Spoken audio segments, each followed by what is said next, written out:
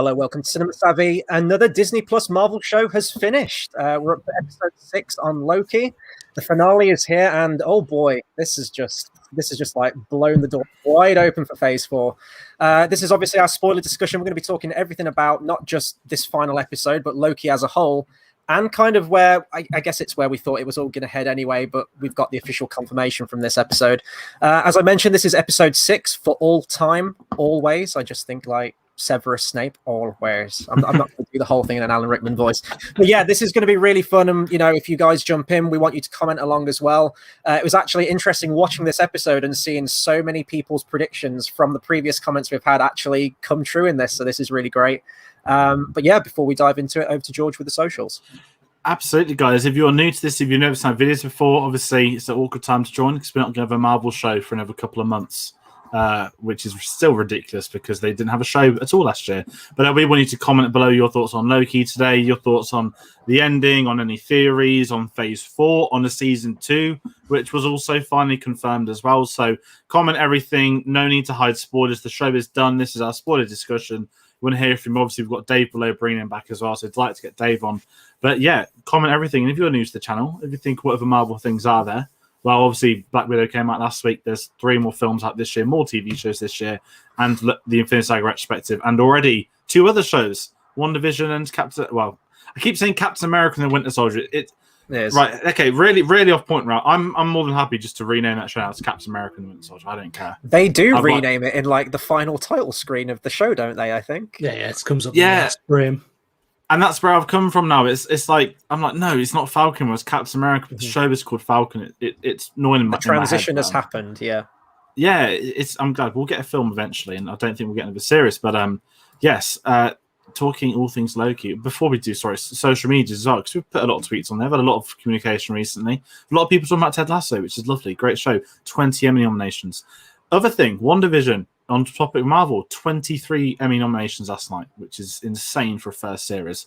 And just to quickly bring up a really funny thing, oh my God, how have I forgotten his name? Don Cheadle, nominated for Best Guest Appearance. Everyone says, why? Don Cheadle then tweets, I don't understand it either. But yeah, Facebook, Cinema Savvy, Twitter, cinema_savvy, letterboxd.com/Cinema Savvy, and we have a link to Letterboxd in that description below. But as we do for all the guests that keep coming, we untick the name pads, but we should really bring them up because everyone's actually done it and we've not actually asked anyone. But oh no, Dave's but Dave, brilliant. He did come in as the variant originally. Did come in as variant, yeah. But, we've had it every episode, but we never bring the names, so people don't get it. But Dave, sort of heading into this one, because it's the first time I've had you on, what were your thoughts on the first couple of episodes leading into today for Loki? I've really enjoyed the series. It's been a really nice sort of 6-parter.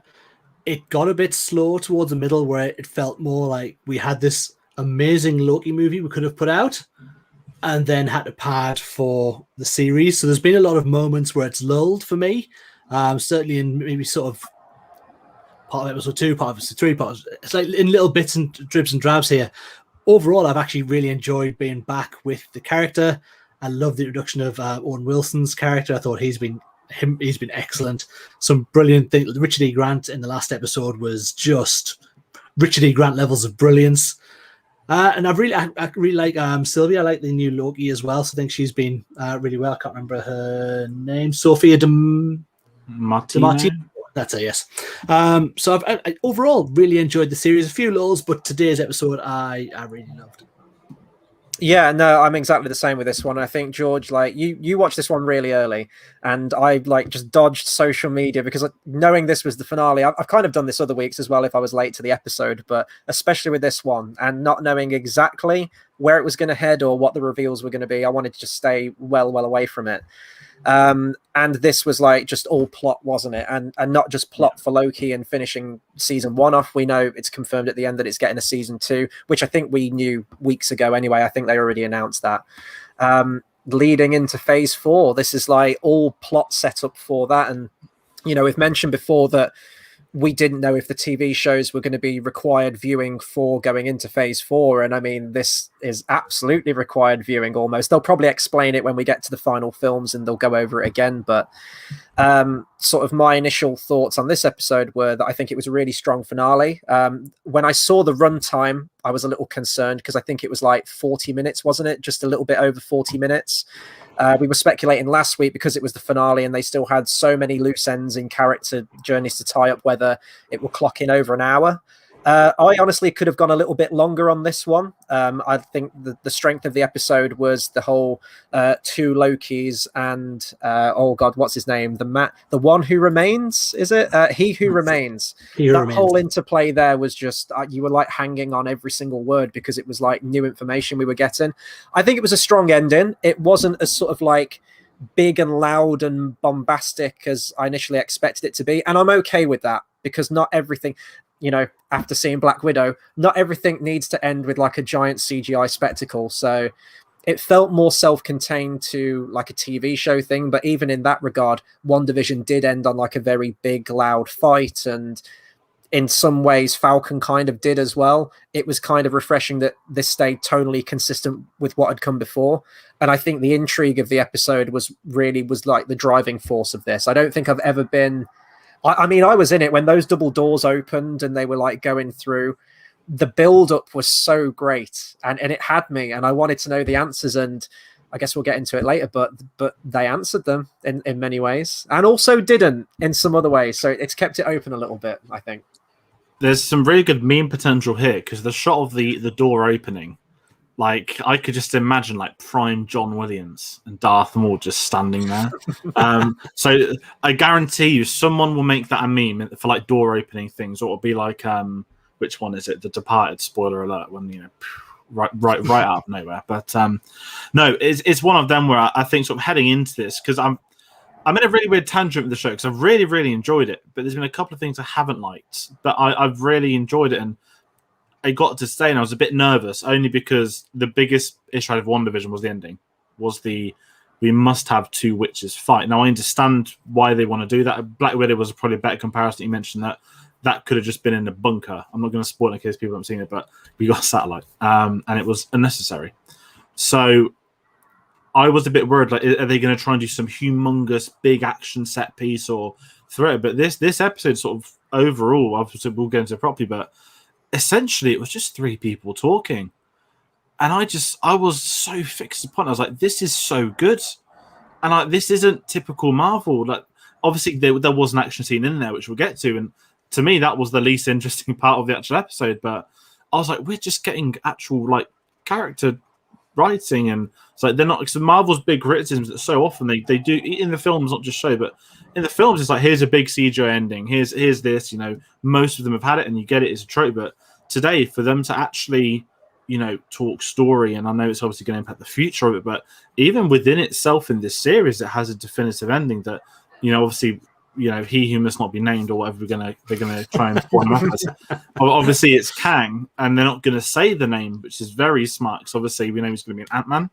And I think we'll get into maybe some Phase 4 things as we get further down, because I think he's actually going to pop up in more than 1 or 2 things. But as an overall, I'll actually applaud them for it. That was quite brave as well. I think there'll be a lot of people that maybe aren't not into it as much as us, but there are people that love action set pieces and things like that. And I'd imagine them being like, well, where was the big finale? But I absolutely adored what we had. Mm-hmm. To me, this felt more like a movie than a lot of the other episodes had. Just them sitting down talking, some of the acting was on a level above what we've had previously for the TV shows. And just, let's say, Jonathan Majors, who plays he who shall not be named, who remains, you've said now it's going to literally get stuck in there, was just literally chewing up the scenery. And in the best way. Before we came on, Chris mentioned he was very much had that Donald Glover kind of feel about him. And you're absolutely right. This just charismatic, knew everything about what was going on. I thought he played it so well. Mm-hmm. Yeah, no, absolutely. Let's talk about the bit where they get to the castle, because I mean, as I mentioned, I was hyped. Like when we got to there, we had that establishing shot at the very end of the previous episode, and we didn't know what to expect. We had our theories, and I was like scowling like the background and seeing these statues, and I was trying to decipher who was on these statues, and I couldn't make it out. Again, not knowing much about the comic books, I didn't know who it could be. I think in previous comments we've had, some people have said, what if it's another Loki variant? And when I initially saw the character, I thought, yeah, it could be. It could be just like a different Loki variant. We saw plenty in the previous episode, so why not another one in the castle? And then some people were saying, what if it's Miss Minutes who's behind everything? And when she initially appeared, I thought, oh God, someone called it like weeks ago that she's like the mastermind behind it. And Tara Strong, fantastic voice actress, and just really, she's too polite and too nice that it circles back around and becomes really menacing. So I really liked her character, and that she's like the messenger, she's like the voice. She's almost like a double agent. She's working for the TVA, but we see later she's like withholding information from Renslayer, and she says, no, let me suggest this one instead. It comes from the higher up. So I really find her character fascinating, and I hope that in season 2 we get more of Miss Minutes, which I'm sure we will. But it was such a great build-up, and then, the doors opened, and we get this character. And I did kind of go, oh, we're doing a subversion thing, and, we've got a whole section dedicated to this character later on, so I don't want to talk too much about him. But initially I did kind of groan and go, oh, and he was like really overly comedic, and it's not what we expected fundamentally. Like, I think we all expected those doors to open and you had like villain in armchair, enthroned, and it was going to be this very deep, reverberating voice all around this mansion home. And we didn't get that, but I can't be too harsh on it because it is a variant of the character we all pretty much expected it was going to be, which, I talked last week how we've had this with Falcon and Winter Soldier, where we did see him transition to become the new Captain America, which seems like a huge thing plot-wise for a character to have in a TV show, because you're going to get him in a film eventually. And if someone hasn't watched the TV show, that's a pivot, like a huge shake-up to the MCU in changing that character's identity from Falcon to the new Captain America. And we were talking about, we know that Kang's going to be the villain of Ant-Man 3. Quantumania, is it called? It's a stupid name. I hate the name for it. Ant-Man 3. But I thought that it might be quite problematic if they introduce the villain in this show, because I feel like a film needs to establish its villain and the film needs to stand on its own. And if they just go into Ant-Man 3 saying, oh, well, we've assumed that you've watched Loki, I don't think that would work. But they've handled it in like a really clever way, where if you have watched the TV show, it's great setup because it's a variant on the character who is going to be the villain, but he's not the villain. He's not the decked out comic book colorful villain, as will probably be the proper version, I guess you can say, of Kang the Conqueror that we'll get in Ant-Man 3. So it's like a double-edged sword. They played with our expectations, but it is still the same character that we expected it to be. So I thought that was quite clever, I guess. Yeah, just jumping in the castle stuff as well. I think it was a really, when they're walking around statues and there's like a shattered one on the floor, and you're like, oh, like, because obviously I've been on the Kang train for a while. Obviously I did find it via one of my friends, but since I saw that theory, I've been locked in, and we'll get to that. But the whole build up to it all, like the castle, was like, oh, could it actually be? I was worried it was going to be a Loki variant. I know a lot of people said they would have loved to have seen it, but personally, I would have really hated the idea of there's already a Loki there doing that, because it just kind of makes the other ones irrelevant. Obviously, you don't even need to really get into that because it didn't happen, thank God. But the whole Kang thing was great, because I was the same as you. I was expecting, as I said, Darth Maul door opening, music kicking, the blue armor, all of it, and then it was. And obviously, I know who Jonathan Majors is.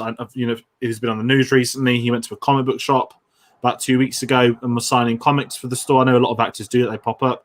We know he'd already been cast in Ant-Man, which is genius, because they haven't actually cast anybody else other than him that's new. So getting that out of the way last year has, I think, actually been very smart. So when he turned up, say everyone knew who that already was going to be, if they are into that side of it, that know the contracts and all that stuff. But for him to pop up in it, and you are kind of right, it was, I guess, subverted expansion, because when he was sort of walking around, he was like eating an apple, and then he was doing the whole glitchy thing when he was like jumping back and forth. I was like, is he playing with him? Like, I'm not sure what's going on here. And then as the episode digressed, and the more he'd speak, when he just sat down with them, and this is what I kind of like, that don't get me wrong, I love my my over the top villains that can shout and scream like a General Orlov from Octopussy or something like that. But we also like Camel Khan, who is an intellect, who is there with him, and when he's just there talking to them, and I was like, this is incredible, because We know what's going to happen down the line. We know there's going to be a Spider-Man film with a multiverse, and it's like it's all building up to something happening in today's episode. But the way in which they did it, it felt so natural. And I think Dave, kind of what you said, it felt like the characters were there. That it was like a film. This was the stakes of opening a multiverse is not something people would expect from one of the first TV shows, and we probably said the same thing in WandaVision. And with 3 shows in now, obviously, Falcon Winter Soldier is very much setting up future stuff as well. But it's incredible to see what we actually had for a finale, and I think it's worked to advantage that if you have seen Loki, obviously there's a season 2, but if you're going to get into Ant-Man, you'll know, oh, that's the guy that was killed and said, he winked at them, didn't he? He says, I'll see you soon. Mm-hmm. And I loved that line there was one of my favorite parts. That's when it all, he's a variant, and I've jumped too far ahead, but I really want to quickly talk about the TVA, because we basically want to get this out of the way quickly, don't we? Because we all want to get to the fun stuff. The whole Renslayer. Now, I really struggle with the name Renslayer. This is really off topic now. Every time I think of the name Renslayer, I think, someone killed Kylo Ren, and they inhaled this incredible title in Star Wars.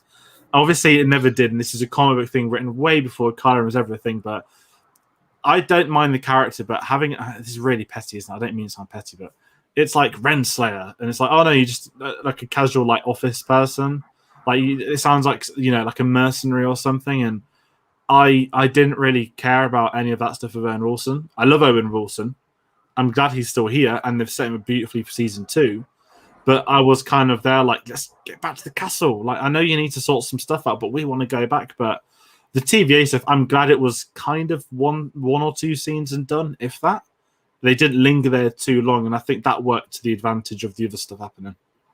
Definitely, I think the TVA they were kind of left in a hole where they had to they want this big finish for the series, and not big in way of massive action, like you said, just something that's characters talking. I think a lot of this, they shot so much of this series all of the series through COVID, and I think it kind of, you can tell a lot of it because sometimes it's no more than 3 people in a room. Throughout the series, there's not very many times where you've got a room full of 10, 20 people.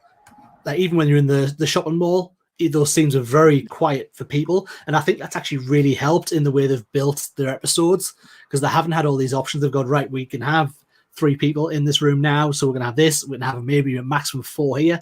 And I think it really has helped. The castle stuff was excellent. I think it gave off kind of, you're right, the big doors and those statues, very Lord of the Rings sort of vibe to it as well, when they're going through the mines of, sorry, Chris, dwarf place. I can't remember. Thank you. I got you. Thanks, man. I knew you would have me backed up. But yeah, so I can see why I had that kind of feel where you would get totally brought in, oh, okay, I kind of get what's going on and where we are, and sort of the significance of the place we're entering. But yes, it was nice to get the TVA out of the way. I think Renslayer, the way she jumped out really early on, and they kind of tried to cover our story really quickly, where she had that pot of pens, which are all pens from the school, but they didn't kind of give you enough on that. They went, oh, look, she's got a variant. By that time, they kind of all know that. It seemed really, really quick to kind of dot that. You go, right, dot that, cross it, and let's get back. But I'm kind of glad they did, and you're right, the best bit of the TVA stuff was left for the end. Yeah, I think for me, easily the weakest thing in this whole entire finale was the TVA stuff and kind of how they handled it. Because I was trying to remember what happened with the other Loki variants from last week. I swear some of them survived and came through the portal with Owen Wilson, if I remember rightly, or did they all die? I can't remember. Owen Wilson. You had the little kid one who I thought survived, and he stayed put. He stayed put. I think. Oh, did they stay put? Because I was expecting to see them again in this sacrifice himself. Yeah. Really want to quickly say. So, Chris, I don't actually message you this, so I'm telling you now.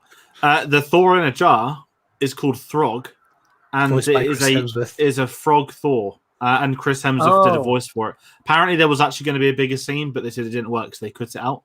But because I didn't have a clue last week, I was half traumatized finding out on the stream. But there's a photo of this frog thing. All I can think of is the frog from South Park. In absolute truth, going through parts of the body. So I've not researched it further. Oh, is that the Levy Winks episode? Is it? Yeah. I'm not going to sing the song. I could. I'm not going to. That's throwing me off now. Jeez. TVA, the TVA stuff. I didn't like it in this episode. It just felt really cheap. It felt really rushed, and there were huge pivotal moments for all these characters. It felt like they did the whole Loki and Lady Loki and Kang the Conqueror stuff really well, and then this was an afterthought. especially Owen Wilson, who at the start of the series was so fantastic, and I really miss that sort of like buddy cop angle they started with. And I kind of wish they'd have continued that with the series. Like as soon as Loki got with Lady Loki, it was kind of them together, and we'll talk about this later. I just the chemistry between those I just thought was way off. I didn't have that chemistry between the two, and they keep trying to make a big deal of that you're meant to care about these two together, and you just don't. And I really miss that sort of like banter and camaraderie that Loki had with Owen Wilson at the beginning. And Owen Wilson feels like an afterthought. Nothing that was set up with his character originally, the whole jet ski thing, I thought that might be tied up in like a nice little thing. Nothing. He's basically just stuck in an office, and then at the end of the episode, you know, like you reset and it's back to normal, and he doesn't know who Loki is. So season 2 feels like it's going to be very much starting from the ground up again with those two, which is quite frustrating. And also the revelation to like all the people in the TVA that they're all variants. It was just like the so cliched thing, like I'm going to record what the villain says on like a little pen drive so that everyone can hear it over the tannoy. I just felt really quick and like a huge pivotal moment of this like revolution rising up in the TVA. Like all these people living their lives as a complete lie. It did. I didn't know about the whole COVID, so maybe it could have been to do with that. But the TVA felt like this huge sprawling environment in like episode 1, and then as the episodes went on, it just felt like it was literally like an office room, which I thought was really frustrating. And Renslayer as well. Yeah, it's unclear at the moment. I think they're probably going to have bigger plans for her character in season 2, but even to the point of her character, she was like that. She was almost like the dictator, like almost like the headmistress of the TVA, trying to keep it all under wraps, pretending that she knew everything that was going on, answering to kind of like a higher power, and almost like a dictator, like keeping that information for herself and not divulging it. She was quite an interesting character, and they don't really do anything with that angle either. There's not like a kind of waving pitchforks, we must like down with Renslayer, who's lied to us all these years. She just goes through a portal and says, I'm off to, what's she say? Like, off to find balance. I'm off to find free will, I think she says, which is so ambiguous. It's like, does she know what's going to happen? And she's going to try and find a way to fix the multiversal war that's going to happen? Or is she just going to sort of get some life for herself like Captain America did at the end of Endgame? And if that's true, was that actually her as a teacher? Or was it another variant of her? So it's really unclear, but I do think the TVA stuff was really unsatisfying, and I don't feel like it brought a sense of closure to anything that had been originally set up from the first 2 episodes. Because I thought the TVA stuff in like episodes 1 and 2 was fantastic world building, and I thought it was such a fascinating environment that as the series went on and the attention kind of went on to Loki and Lady Loki and their misadventures in different dimensions, I feel like we lost that core with Owen Wilson, which I thought was like a big mark against the series as a whole, I think. Yeah, I think especially when we go back to episodes 1 and 2, when we got them back to back, and it was like, it looked like that buddy cop drama, and I'm in a bit of a weird stance because I didn't even thought the COVID stuff, which is a really good point, because I know that Loki was originally filming before WandaVision, so I'd imagine this probably had the hardest shoot of them all. I don't know if you guys remember, there was concept art they'd released, or it was like a shot from filming, and they're meant to be at the cinema watching Jaws from the 70s, and I remember seeing these photos of like a packed audience and everything, and stuff like that never came to be. So I do wonder actually if it had a big effect on this. But the TVA stuff, I'm kind of in the same vein, Chris, that there was a really interesting build-up that I don't think had a payoff.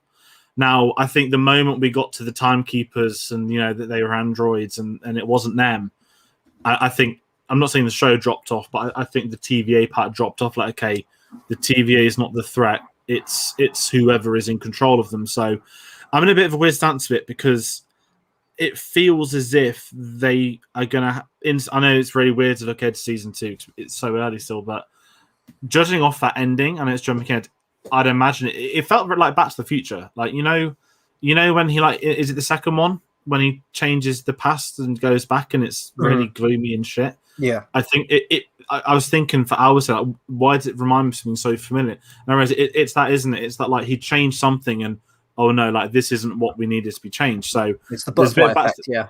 Yeah, and that's what I was really intrigued by with it. So I think if they hadn't had that final moment, if it had gone back to Owen Wilson, been like, oh no, like, you know, Sylvie's done X, Y, and Z. No, it was like, oh no, we'll go save it together. That would have felt weirder, but having a new reset, I think, has really made it quite enigmatic for me heading forwards. I didn't know if when we're right at the end here, but when he turned up and you saw the statue at the end, I wasn't sure if he'd come out of a TVA on an alternate timeline, so that other one is still going, and he's just been kicked to a different stream. That was my thought when I saw it first. But yeah, I mean, it could be a complete reset of the one he's on, but I figured the timeline might be a different timeline, just because of the statue change as well. I just thought it seems quite a big change for them to have that it might be a completely different place he's in now. Yeah, I kind of went with that as well, because it seems congruent of the rules they've kind of established so far, where you can wipe people out of existence, but it's just like with everything branching off, I just thought you're going to have like hundreds, maybe even thousands of variations on one specific location of one specific dimension and space and time, including the TVA, which before that point was kind of removed from everything. You could have all these other timelines that were branching off, but the TVA was the constant. And now I think it's that not even the TVA is the constant. You don't know where you stand now with everything. So, I mean, it's just speculation. It depends how you read that scene, but I think I had a similar reading of that one too. I mean, we've kind of talked about Kang already, but we need to talk about Kang because like this is a massive section, I think. More so for like the ramifications of what's going to happen. So they don't actually name him, I don't think, but we get a lot of we know it is him. It fundamentally is him, but it's the statue at the end. You see the classic costume that Kang's wearing, and he has this kind of spiel where he's like, I've been known by many names. I've been known as a conqueror, a scientist, and he's like, oh, Kang the Conqueror. So I love references like that, and I thought they handled it very well. As I mentioned, like the initial sort of exuberance of the character and personality did kind of throw me off. I don't know anything about Kang. He could just be as campy and scenery chewing in the comic books as he is in this show. But just from the appearance, I get a very almost like Thanos, I guess, like the very deep voice, reserved, methodical kind of villain. Could be totally wrong. I haven't even seen him in like any animated stuff. I don't know if they've done any like animated features with Kang as a character in there. He's just a character that I know the look of. So, I mean, I'm interested to see how he's going to play it differently, because that is the beauty of this and kind of like literally the endless possibilities that we've seen, even with just the Loki variants. This is a variant on who is going to be our main villain in Ant-Man 3 and potentially even Phase 4 of the MCU. We don't know. I'm still holding out for Mephisto. There was like a brief second where those double doors were opening. I was like, let me see that Red Devil. Okay, it's not who I thought, but it's just the last ditch effort. I'm going to be like that even in the Hawkeye TV show, even in She-Hulk. I'm going to be like, it's Mephisto. I know he's pulling the strings. But yeah, it's got me curious definitely to see what he's going to bring to the character. And it's basically going to be down to the director, isn't it, and the writers, and if he is going to play it in a completely different way and more of a, I don't want to say cliche, but more of a expected villainous kind of feel to him. It did kind of throw me off, the exuberance, but I think it worked, because I think if you had like a very monotone kind of cliched bad guy at the end, I don't think you would have had that same spark in the sort of like the three-way conversation that happens at the end. Which I still think was the strongest thing of the episode by far, because it was almost like all three of them were playing a game of sort of like verbal chess, and they were trying to second guess. And I think it's great that you've got two of literally the gods of mischief and like deceit, and who are like natural born liars, trying to deduce whether he's lying or who's lying, or is there an agenda, and can we gamble on this? So I really liked how Loki played this as well, where for once he wasn't the impulsive one. Again, he was like thinking of the ramifications. But we'll get on to like the whole lovey-dovey stuff, because that was the biggest problem that I had with that whole moment. But besides that moment and the forced love angle of it all, which I've had a problem with, not just in this episode, but all the previous ones where they've kind of been teeing up for that. As I mentioned, you're hanging on their every word. And I love that it's like a double cross, a triple cross. Like, you don't know how many crosses are going on between people and what their ultimate goal is. But we know for a fact that this was clearly what Kang wanted the whole time. He says that we're past the threshold now and anything could happen after this point. Was he telling the truth? Was he lying? Or did he know? It seemed like he knew all along that he wanted to die. He wanted that variant of himself to die to open up his return, his revenge, whatever his motive's going to be in the future movies. So it's interesting, setting up for Phase 4, definitely. Yeah, the Kang stuff was great because I mean, I'm not. You get so many comic book experts. I'm not one of them. The bits I know, I'm quite happy to say I know about. And Kang's one like you know when you hear tidbits over the years, it's like Kang the Conqueror, and it's like X-Men announced or X-Men. No, sorry, I don't. He was owned by Fox, but he both appears in X-Men and Fantastic Four, which was basically like Marvel. You definitely can't use them until you buy us, and that's not why they bought them. But I knew bits like I knew that he had armor, that he was a genius from the future. That's pretty much it. We had some people, I think it was Bavari's commenting tonight. We'll bring some stuff in a bit, and he mentioned it where he was from and where he was and this stuff. And is what I've been doing recently, a descendant of Reed Richards, and loads of interesting stuff. And this, what I felt like watching this is someone that doesn't know a lot, and actually he's actually put this in here as well. I'm so happy they brought the basics of its character. And this was it. I felt when the credits hit, I was like, I feel like I now understand this Kang character, right? We've known him 15, 20 minutes, and he's told us everything we need to know right now about him, his future, his variants, and what the hell's going on screen. And that was such a big thing that because I think Jonathan Majors was great from what we had of him, and I'm very intrigued to see if he switches it up. We don't know if there might be one of him in Ant-Man or dozens of him in Ant-Man. Who knows? But I'm going to make a mega early prediction that this is going to be the Phase 4 villain. It's just a complete phase. Don't think it'd be as big as Thanos or anything at all, but I think this is a recurring villain we're going to see a lot more of. And I was just kind of there, like, I want to see more from him in a really good way. I'm so fixed on his words. I love how he's playing him. I can't wait to see him again. And I think the thing that sold it for me, I won't jump to the end of his death, but it's what you said when they were double crossing, that he has that moment of silence when he's sort of like, oh, we've reached a threshold.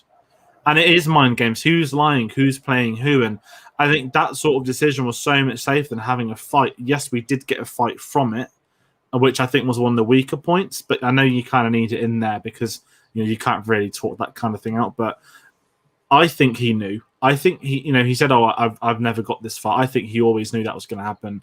That she was going to kill him, and even when they sell the death, we'll speak out properly in a bit. I thought that was done really well compared to some other shows with like over dramatic stuff. But I think the whole conversation when he had the little like hologram, it looked like a volcano rock type thing. It reminded me of Man of Steel. I've just put it in the comments there. The USB ports. Well, like the metal kind of transformer-looking things that kind of morph around Jor-El when he's explaining the history of Krypton in Man of Steel. Reminded me of that a little bit.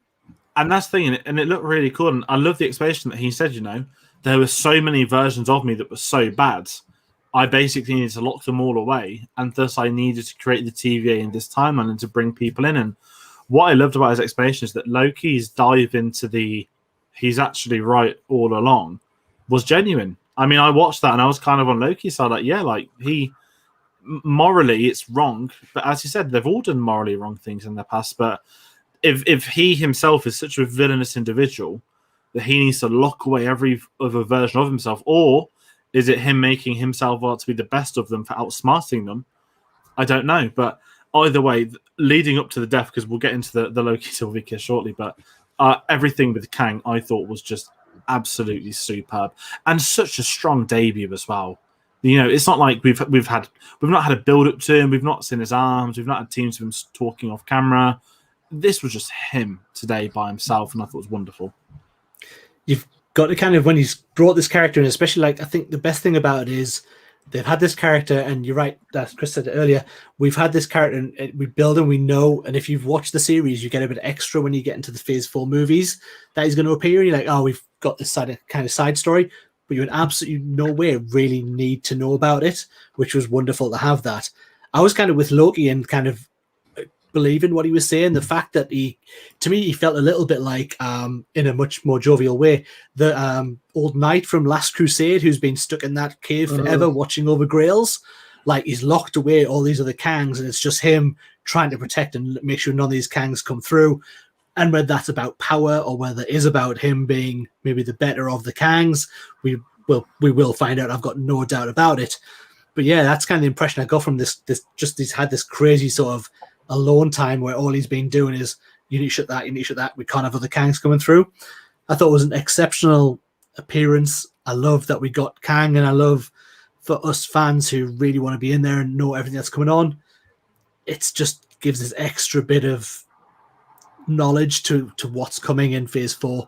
And I can't wait to see more of what he does with the character as well. Like you say, I can't see what he does with Ant-Man, see if that's a very much more, like Chris said, again, a traditional version of a villain in the MCU, or we get another variant on that where he's a different kind of villain altogether. So it's really exciting times going forward, but I think he's done so well for being given to us in 40 minutes and us to kind of be really into the character already.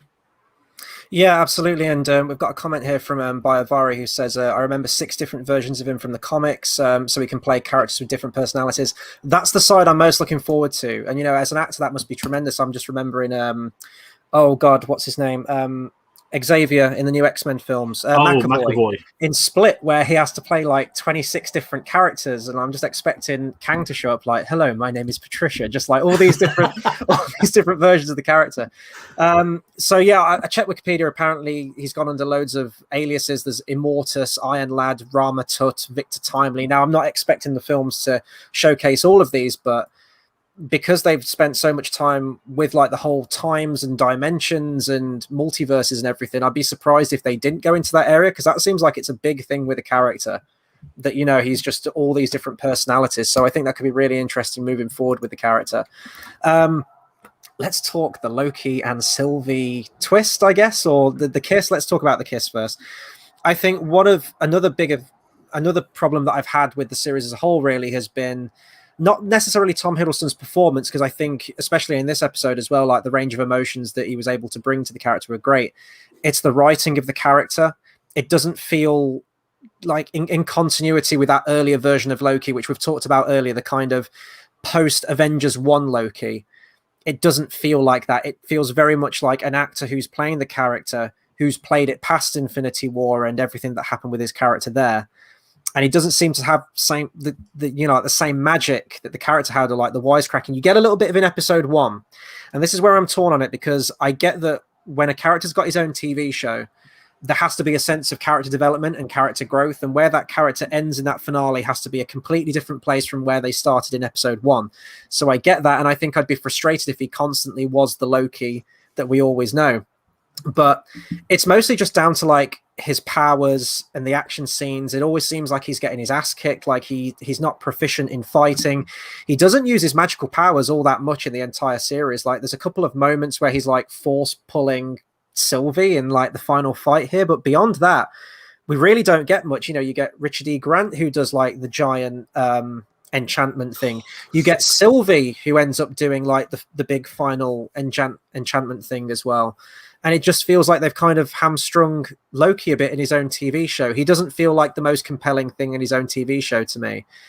And that's a problem. And it kind of went into like the finale as well. They add this huge like romance angle where Loki's a completely changed man. After just 6 episodes, I feel like that's quite quick. I would have liked to have seen that sort of broken up more into maybe like season 2. We start to see a change, especially if they knew they were getting multiple seasons. Like, why rush it and do it all in one season? I think ultimately it just comes down to the fact that I just don't buy this relationship, and I don't buy that this variant, Sylvie, and this romantic connection that the two have is the catalyst that is going to make Loki be a better person, especially in like the very short amount of time that they've actually known each other. Like they have that moment in episode 3 where they're together for the whole episode, but we only get the sense of that's just a couple of hours, and then after a couple of exchanges over dinner and drinks, they're like star-crossed lovers. Didn't buy it at all, and especially the really awkward kiss. I mean, we were joking before, like comparisons to Star Wars Episode 9, but it did kind of feel like the Reylo kiss. It's that I'm fine with these characters being together, but in a completely platonic friendship kind of way. And when he says, like, I want to make sure you're okay, that's fine. I don't have a problem with that, and I buy that he would want to see her safe, but a romantic connection where they're going to like snog and like the violins are going to swell and it's going to be all romantic, not a chance. And they did that so much in this episode as well. It seems like it's the entire motivation of Loki, and I just don't buy that as his motivation. So that's a big sort of mark against the series and how they handle this character, really, which is frustrating when the whole series is meant to be about him. But I honestly don't think he was the strongest thing in this series. Yeah, this is what's really weird to me, that I was so excited to like revisit. I think I said last week, I was like, 2012 Loki's coming back, and the way the series treats him is like it's Ragnarok onwards, which I'm fine with. but you always forget. Oh no, this is still technically 2012. When they say like, oh, you know, we can say that you won in New York, and I'm like, oh no, that wasn't so long ago. That was like the other day for him. So I'm been a bit weird with that, but I've kind of put it on my head because I just see him as sort of what Loki is now. I don't mean that's like a bad way, but it's the placement of it that we want to do a Loki series, but we've killed him off. I think that's sort of the crux of it, isn't it? That we've killed him off, but we need him to have a show. So I'm in a bit weird one. The Sylvie stuff. This thing, I like the pair of them together. I think they've got good chemistry, but the kiss at that point in time, maybe it's just me. I don't like using words like earned, but I guess Raylo's the way to do it. It was like last moment together, quickly kiss. All right, okay, we're done. Let's go. Obviously that was, you know, episode 9, and it could have happened at any point. At any point in that film, opening scene to final scene, it was all there in episode 8. But with Sylvie, I think when they know they're getting a second season, I don't know if this sounds a bit weird. Why not draw it out? That I love the fact that she betrayed him, which is a massive point in this. That, you know, she's got him the mindset that he wants the throne. He legit doesn't want the throne this time. I like the mind games of one of her, but she ultimately is the one that betrays him, that sends him away, that kills Kang. And I think that's a really, really interesting twist for them to go with, because obviously, you know, we'll get into the repercussions. Multiverse opening up, but that when they just started attacking each other with the sword, I didn't feel like that's what they would do. Mm-hmm. And that's where I kind of came into it. You know, like, you know what we said, that in WandaVision they just needed the witches to fight each other, because it was like, I know it made sense for them to fight, but it was like, let's have a humongous set piece for it all as well, not like small intricate. Whereas it's like, okay, knife fight. I was like, but why are they fighting? And I never really got that. I know they explain it, but that felt the most forced of any scene in this episode. Was we've got to have them quickly scrap, and then we'll get to Kang. But you could have done all that via dialogue, and I appreciate they did so much of it. But I'm in a bit mixed with this. I do want to give this one a rewatch. I want to watch it all properly together, all the episodes. But the kiss bit, it was just a bit odd, because like I said, I've got no issue, but it just felt a bit early. And I think when you know there's a second season coming, you know, play off the betrayal and then build up to something like that. But at the moment where we are right now, it just felt a bit. We really want to get out there. So I don't know. I'm in a bit of a weird state with this. What about you, Dave? I mean, I'd see where you're coming with that. Will they? Won't they? Is kind of a big, especially in TV shows where they're going to have multiple series. You have those two characters where they might get together, but they're pulled apart by other means, and they then might come back together. So you do get that. I am very much the opposite. I love their story. I love this Loki more in love with himself, and I think that kind of helps me with the selling of how quickly they fell for each other, because they've always had that admiration of their own person. To then have that in a female form or a male form to her, just makes them maybe fall that quicker. I know what you're saying about Loki, and he feels like is the lesser person in his own show, and he did fall very quickly. It's like Anakin in episode 3. It's such a quick drop to the dark side. Mm-hmm. Like he falls to be in 2012 Loki to this broken man who saw a video of his mom getting killed, that he caused it, and then didn't get his own neck snapped. And that kind of see where he kind of hit that low, and he's kind of stayed there. There was one more where I thought was going to get redeemed, and I actually messaged George about earlier, where it came to that last shot of Loki where it was that really close up of his face. He was looking down just before he went off to see the TVA people at the very end. And I literally thought he was going to raise his head up and just do that massive Loki smile, like, this was what I wanted all the time. That would have been great. That would have been a moment just there, like, oh, he totally knew exactly where he was going with it. And that's what I thought was going to happen. And it didn't. I was kind of like, all right, then we'll kind of continue on. But I did like it. I don't mind the kiss. That I take it more as she used that because he's way more into it than she is, and used that as more of a defense in that battle to kind of take him off guard enough to make sure she didn't end the fight when she wanted to. Like, right, we've messed around enough. I need you out of the way so I can stab this guy, and use that kiss to kind of throw Loki really off guard and get him out of the picture, which is the way I took it. But yes, I think had it been a romantic kiss, which I don't think it was, I hope it wasn't at that time. I think that's coming down the line somewhere, but I think that was just a moment of her being like, yeah, I need you moved. I know how to do it, and that's what I'll use. Yeah, God, I'm really frustrated now they didn't go with that ending scene, just ending on that grin. Because I was saying that before as well, that could this be like just deceiving the audience? Yeah. You know, and you know, God of Deceit. I think if they'd have thrown something like that at the end, he is that villain that you love to hate. And having watched like 6 episodes, I can understand why that might be frustrating for someone. How you could go, well, he hasn't grown. But that's the whole point of it. You could watch it all the way back from 1 and just say he's playing the long con right up until that pivotal moment. I absolutely loved that. I think I mentioned last week as well, when we got that other Tom Hiddleston variant, like the election. Yeah. That's the kind of Loki I wanted, when he shows up and he's got the knives and he's got the grin and he's got like the witty, charming, like debonair personality. That's the kind of Loki protagonist / antagonist, anti-hero that I wanted for his show, and it just felt like they really diluted him for this show for me. Hopefully they can sort of claw that back in season 2, but I don't know. Sort of moving on to the ending now and setting up for phase 4. I think the thing that I loved most about Loki as a show overall, I did love its world building, and I love sort of like the mythology that was built into it. I'm a sucker for mythologies, so especially getting to this part as well, where you did have this guy who was behind time itself, essentially, and how he's this sort of like gatekeeper. He must remain there, and pre-destiny, were these 2 people out on their own free will to get to him, or was it all determined? Was it like you know, a higher plan? I love stuff like that in mythologies, and how, you know, the 2 of them confronting the person behind time itself and murdering him and just unleashing this whole complex thing. I just thought it was absolutely fantastic of how intricate it was, and the immense possibilities now leading into all the future films. We knew that it was heading there with stuff like Doctor Strange. I mean, it's in the title for Doctor Strange 2, for God's sake, the Multiverse of Madness. Heavily rumored that Andrew Garfield, and fingers crossed Tobey Maguire's coming back for the next Spider-Man film. And, you know, acquiring the X-Men back as well. And we got drips and drabs with that. Did we in WandaVision? I still don't know where we stand with that, with Quicksilver being in that. Was that Quicksilver? Wasn't that Quicksilver? My headcanon, I still like to pretend it was, but I think that's the strength of this show for me. I loved episode 1, Owen Wilson and Tom Hiddleston together, but I think the thing that shines through was how intriguing just the concept of the TVA, the timekeepers, and then going even beyond that and going to other dimensions, just like out of the realm of human possibility, and then this mere human from the future who's the guardian of time. And that's the stuff that I latch on to the most from this show, I think. But it did kind of lack in sort of like the characterization of like the main character of Loki. I didn't particularly care for Lady Loki either. That's just me personally.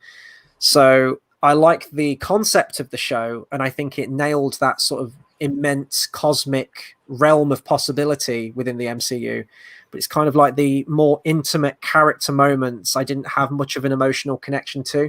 But nonetheless, where it ended, I love the opening shot where it went through like the sacred timeline. You could hear like excerpts of famous music and world events. I thought that was an incredible way to open it up. And then even cooler at the end as well, where you just look up to the night sky and you see all these branches cracking off, and just looking into the sky wistfully going, Tobey Maguire belongs to one of those branches right there. I thought it was the perfect way to begin and end it, and I like what it set up for phase 4, and I think it's a good introduction for phase 4. A potential now to even top the first 3 phases we've had, just in terms of how crazy and how out there they can get with it. It's really interesting, I think. But yeah, it's more, I think it's greater than the sum of its parts, essentially, I think is what I'm trying to get at as a show overall. Yeah, I've been in a really weird trance this. I was sort of, you know, this morning I didn't really rank the MCU, but I added it on my letterbox list. I was like, where am I going to plant Loki? And you know, there's 27 entries now, including the 3 shows. And it was like, it's kind of sitting at like 14, 15. I was like, yeah, like it's fine. Like it's not, I enjoy it. There are some bits I don't, but I think today's in the future, when we see what this episode has gone on to do, that might come back in favor all season 2 or whatnot. So I'm in a really interesting state that I did enjoy most of this show. There's just a few odd little bits I didn't, but I don't know what to make of it, because I'm just so hyped now for phase 4 that I saw a tweet about 2 weeks ago and it stuck in me since. They put, you know, phase 1 to 3, the Infinity Saga, right? We know that's what they're calling it. We know that's the official thing. And then the underneath was put phase 4 -- the Multiverse Saga. And I was like, ooh. I was like, that works. I'll take that name, thank you very much. And then therefore we can make, you know, the Raimi trilogy part of the MCU properly. But I was really fascinated because I think I know I don't know if this does sound too harsh, but I think this show had a better ending than the show. I'm not going to say the word deserved. The ending was better than it had been built up to be, and I still think it built up to it quite well. It's probably a better term actually. And this is it. Like there are so many things to like, even like the music again was quality. I was and about like to mention that. Amazing. You know, especially at the end. Yeah. The TVA theme has been my alarm clock for the last few weeks, and it's actually incredible. But like there was this own like Kang theme. I think Kate Herron, who's done the soundtrack, tweeted a video of the recording sessions over Zoom, and it was just the orchestra doing. And she's like, this was the TVA theme all along. ... She obviously not going to say the word Kang, but and they're going to abandon all of those by the time we get to Ant-Man 3. You just know that, which is a real shame. I hope not. I hope not, but maybe. And this is what I'm kind of looking at Phase 4. That we don't know when bar Ant-Man. We don't know when Kang's going to pop up because surely he's going to be in season 2, right?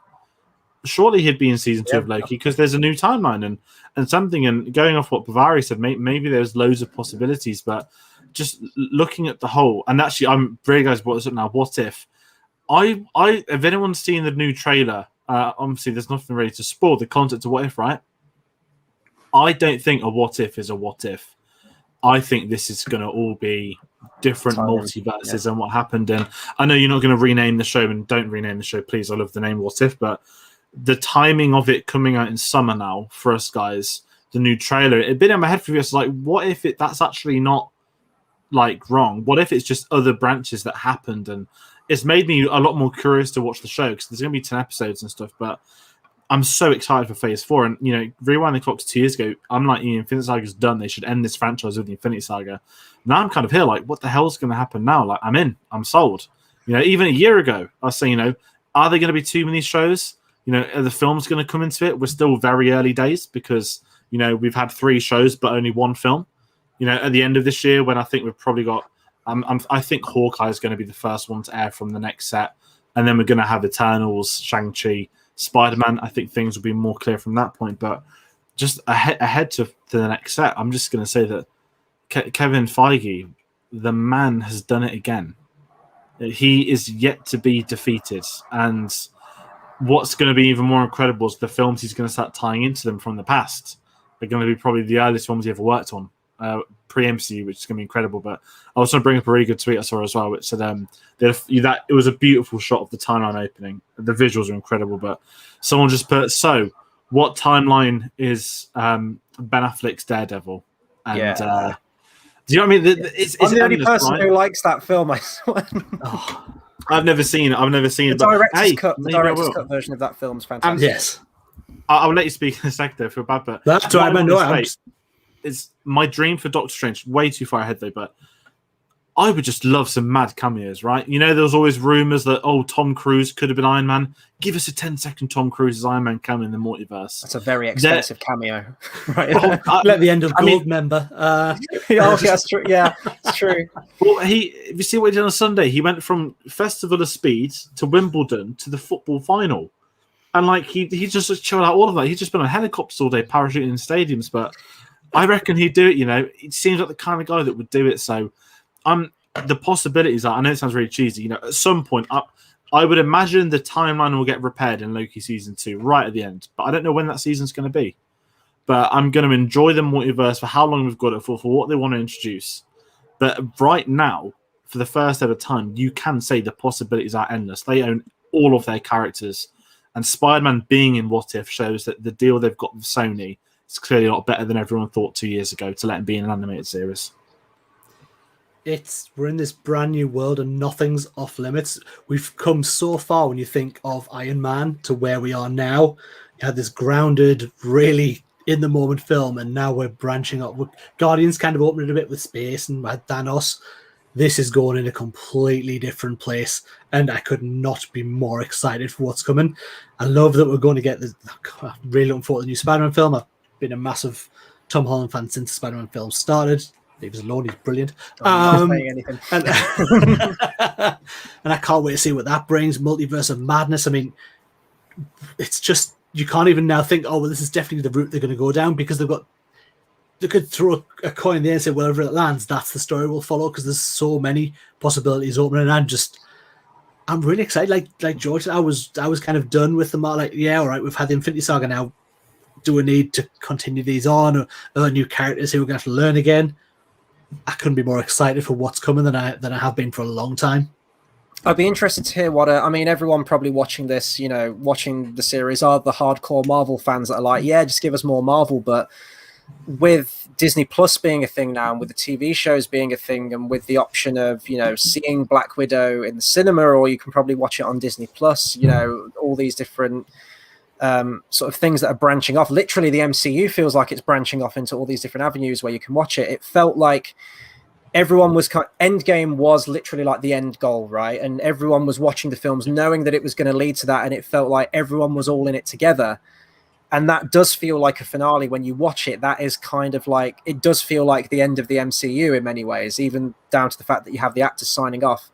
I'm interested now. I mean, pass it over to people now who can comment. Do you think it still has that strong thrust and foundation to take us into a phase 4? Because you've got all these different things sort of like coming off each other. Do you think they can capture that kind of, propel themselves into a phase 4? I mean, I'm intrigued by it just because I want to see all these multiversal things. I think that could be really cool. But personally, I don't think they'll ever capture what they did from Iron Man 1 to Endgame. I think just to top that is, well, maybe they can. Maybe, when, God forbid, in like 2 decades' time, or whenever this next phase is going to finish, we look back and go, wow, they completely even outdid Endgame. We never thought that was possible. But I don't know. It seems like there are so many different avenues, and What If coming out as well, which I am interested by. I mean, I love animation, and we have been deciding, like with WandaVision, we did that weekly. With Falcon, we did that weekly, and this we've done that weekly. I think with What If, we might sort of review that once all said and done, and maybe talk about some of our favorite moments and favorite scenes. It doesn't strike me as the kind of series where you can really, especially not for an hour, talk about each one. You just go, oh, the animation was great, and I liked this bit. Like, what, a 5-10 minute show? Do you guys want that? Probably not, but I'm interested for that, and I do think its placement isn't a coincidence. I do think that it is, even if they don't outright say it, based on the ending of this one, I think you can infer that as a Marvel fan, that these are all different variations on the timeline, which is interesting. But yeah, I think we've said everything we probably can on Loki. I don't know if this is the longest one that we've done since we started. Episodes 1 and 2 may have been slightly longer. I'm not sure. But we want to pass over to you guys now. And we have had some people commenting. So thank you for everyone that's watched our finale spoiler discussion tonight. Let us know what you thought of Loki. Did you think it was a satisfying ending to season 1? Are you excited for season 2? Where do you think it's going to head? Not just into season 2 of Loki, but also Ant-Man 3 and phase 4 and all the multiversal stuff. And which character from another Marvel property that wasn't MCU do you want to see come back in some way in the MCU? I think that would be a really fun question to throw out there for people. But yeah, in terms of the Marvel stuff, at least until What If, I guess we're going on a bit of a hiatus now, a bit of a well-earned vacation. I think we've had 6 episodes, we've had 3 Disney Plus TV shows. We've also had Black Widow. It'll be a nice, just step away from Marvel a little bit, and then when it comes out again, we can come back strong. I think that's, we all said 6 weeks. Okay, that'll be nice. Yeah. Summer holidays. It's summer holidays, isn't it? Christ almighty. Marvel thought we'd give everyone some holidays off. Eternals and Spider-Man. There's still so much, and we're not going Marvel isn't going anywhere. We always say this, and we're definitely not going anywhere with the Marvel stuff. But it will be nice to have a little bit of a break from Marvel, and then we can come back with our efforts redoubled to talk about some more Marvel TV shows. But what else we got coming up, George? What else we got? Right. So it could be, I believe it's Saturday, but if it's wrong, don't sue me. Space Jam: A New Legacy that no one asked for. Saturday. That's like a multiverse in itself, isn't it? Based on the trailer. Yeah. The reviews have come out tonight. It's quite funny looking at them. Not good. But yeah, so if you'd like to watch a good Space Jam film, Chris and Tate did a watch along on Sunday. So have a check of that. And for you James Bond fans, next Tuesday, A View to a Kill, the one we've been waiting for many, many months now. This one of the most anticipated ones to get to. So that's going to be next Tuesday, the 20th of July. That's going to be absolute carnage. Hopefully got some more details about that at the weekend. And aside from that, it's all going quiet. There are, of course, many new releases coming out. Ted Lasso Season 2 review went up on Monday. To get in the time of the Emmys, 20 nominations, most ever for a new comedy series, 2 off the all-time record for comedy. So if you've never seen Ted Lasso, go watch Series 1 on Apple Plus. It's incredible. Activate your free trial. I believe you get like 3 weeks or 3 months free whenever you buy a new Apple product, so people shouldn't be short of supply. But aside from that, there are many films. There was Suicide Squad at some point. A few other things. There's new release. This is what's mad. We're getting cinemas back, and it's crazy because we've had this sort of when you rewind the clocks to WandaVision, it's like we get to talk about something weekly because there's nothing new out, and now it's kind of there like, oh god, the new films come out and some of them are awful again. So we're definitely in the knowledge that cinema is back. So stick with us for the next couple of months. We've got a lot more things. Of course, we'll announce anything else on our social medias, which is Facebook at Cinema Savvy, Twitter at Cinema_Savvy, Letterboxd.com at /Cinema Savvy, and of course our TeePublic store below. And Dave, for people if they've never seen you on the channel before, which would also be quite rare because you've been on a fair few Marvel ones, tell them about. Offended, to be honest. Yeah, screw the lot of you. Right, no. If you want to find me, you can find me at The Life of Brian on YouTube. I do model builds, and particularly at the moment building T800 and Ghostbusters Sector 1. So you can find me over at The Life of Brian on YouTube. I've seen that T800 as well. That's nice. I've seen the picture of the finished thing. Oh, I wish I'd have started. There's an Iron Man one. They've done an Iron Man one now, which looks mad. Oh god! And, get collecting, Dave. There you go. There's another one. If you're really into your family, there's a. Oh no, I've got to add the family meme. Someone did one of Vin Diesel in the car playing music, driving into Thanos' warship. And I need to try and find. I think it was on Instagram, so it's really hard to find it. But yeah, just to bring up Marvel one last time. But yeah, I guess that will do it for us. We've rambled on long enough. Thank you to everyone that's tuned in, and we'll see you on the next video, guys. Take care, everyone.